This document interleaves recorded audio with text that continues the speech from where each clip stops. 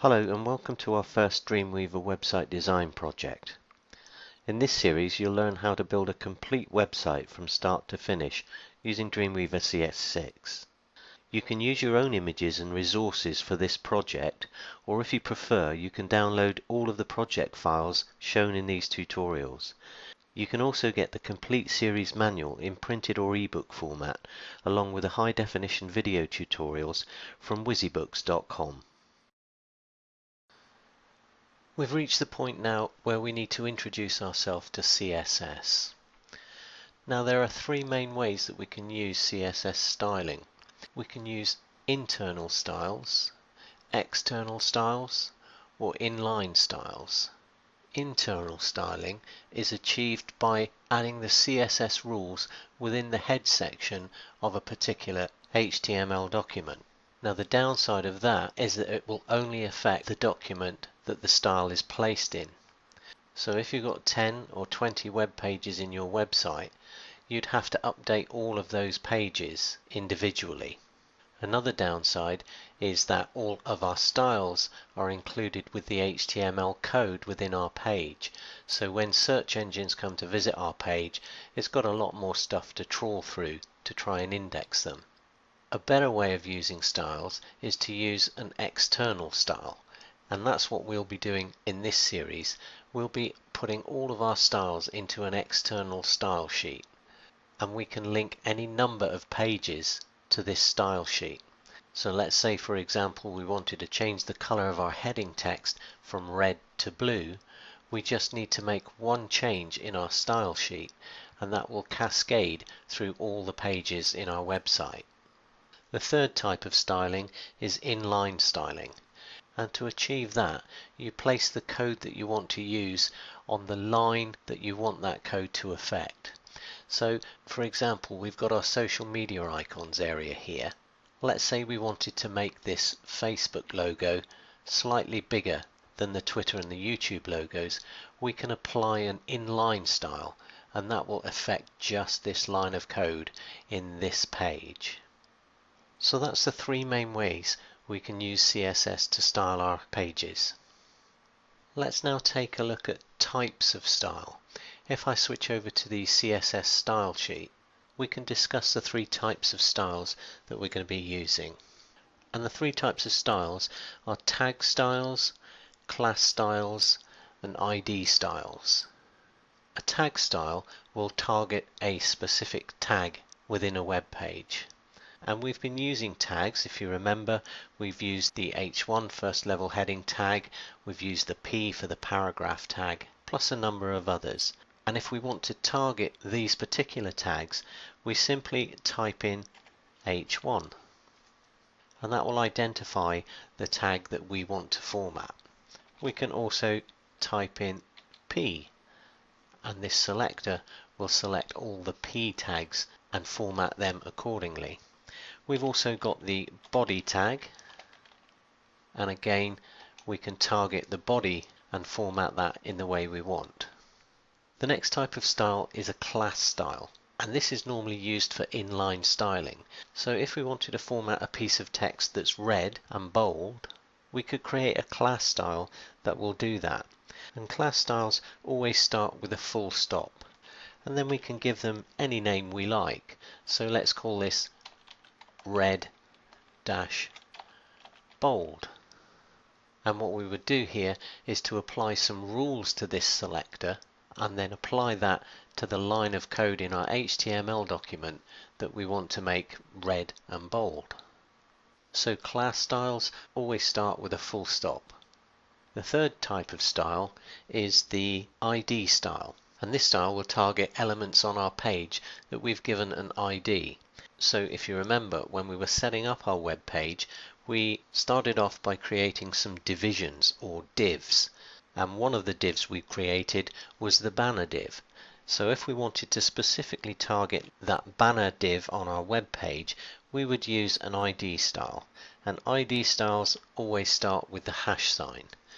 So hash and banner, this selector will now allow us to apply some formatting or positioning to our banner area. So just to recap, Tag styles use just the name of the tag.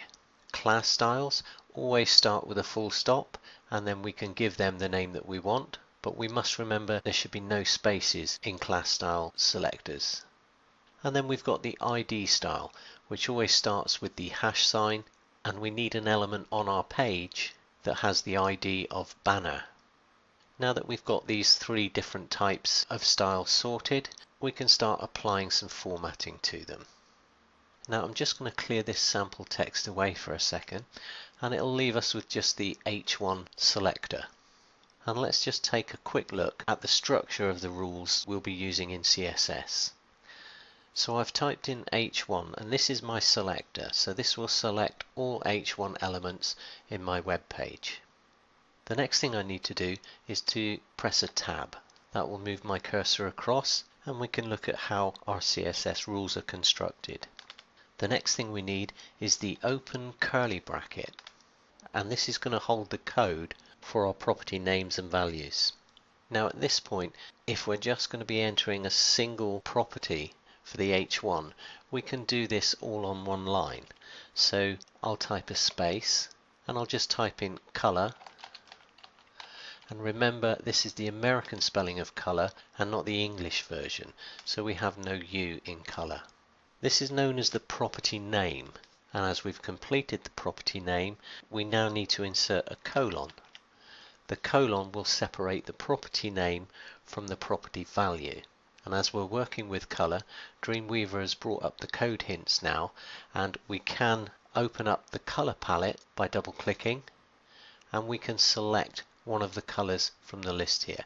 Let's just select the red, and what that does is it places the hexadecimal code in there for red, and we'll look at that in a little bit more detail later on. Then we need to close off this line with a semicolon, and then finally we need to close our curly brackets. Now remember, these are curly brackets, they're not these square brackets or parentheses normally found to the right of the P key on your keyboard. So let's just take another look at the structure. This is the selector, and that will select the element that you want to format. We then have the opening curly brackets, followed by the property name, color, the colon, which separates the property name from the property value, then the property value itself, in this case a hexadecimal number for red, and then the close statement semicolon. This defines that you've finished entering the property value. And finally, we close the whole lot off with a closing curly bracket. And this whole line here is known as a CSS rule. Okay, let's just have a look at another way that we can enter this CSS rule. If we start off with H1 and press tab, we can open our curly brackets and then press return. We can then enter our property name and value on a separate line of code. So again, we'll choose color, followed by the colon, and this time we'll type in the code for red, which is hash F00, and then we'll finish the line off with a semicolon. Then we can hit return again, and finally close our curly brackets.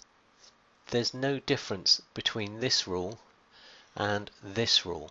But if you're going to be applying a lot of different formats to a single element, sometimes it's easier to use this layout.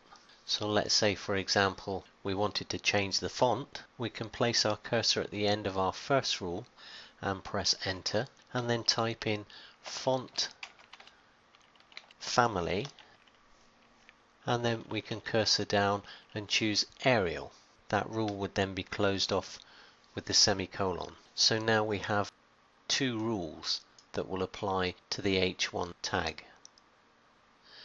But there's no difference again to include this all on the same line. So we could have the layout looking like this. And it's no different. The two different formats won't affect the overall way that your web page looks. While we're constructing our CSS rules, I'll be using both methods, but it really does come down to personal choice. We shouldn't have two rules for the same tag in the same CSS file, so I'm going to get rid of this top one, and that leaves us with just one H1 CSS rule. So we're changing the color to red and we're changing the font to Arial. So let's just quickly switch over to our HTML document and have a look at design view, and we'll scroll down to our H1 tag, and there it is. Our heading has now become red and is formatted with the Arial font. So let's switch back to CSS. We're not going to be using this rule for now, so I'm just going to highlight that and delete it. And I can close my document and say no, I don't want to save. So that's a brief overview of CSS and the property value statement. If you found this series of videos helpful and you want to receive updates on video tutorials as they're released, why not subscribe to my channel? And don't forget to like and share it with your friends.